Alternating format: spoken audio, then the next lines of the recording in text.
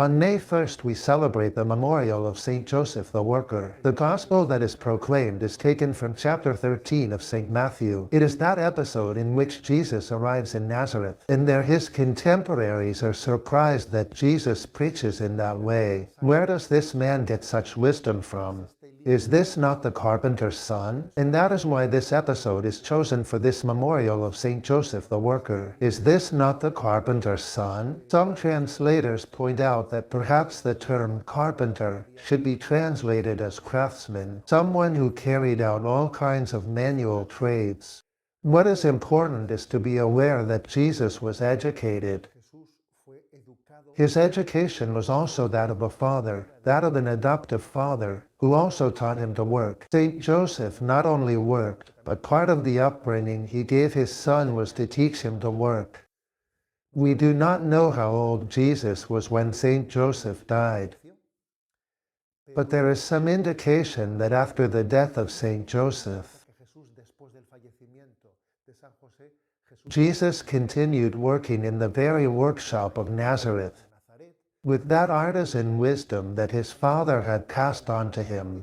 I say this because, for example, in Mark 6:3, in that episode here in Nazareth, his contemporaries ask, "Is this not the carpenter's son?" In Mark 6:3 it is said of Jesus, "Is this not the carpenter?" That is to say, if Jesus is called the carpenter's son in some passages, but in others it is said, "Is this not the carpenter?" it means that Jesus himself also worked after the death of St. Joseph. He also worked in that carpentry or in that artisan workshop. And in this way, we see the dignity of work. In the first reading of this memorial, the account of creation from Genesis is read, how God created the world, but created it unfinished, so that we might bring the work of God's creation to completion, right? And we can see that when Jesus works, because his father Joseph taught him to work, we can see how the Father and the Son both work in unison. My Father works and I work, Jesus also says in the Gospel of St. John.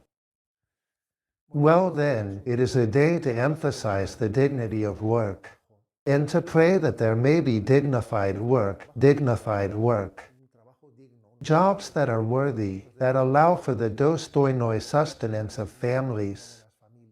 We ask for this grace, and especially for those who are unemployed and have not been able to access dignified work.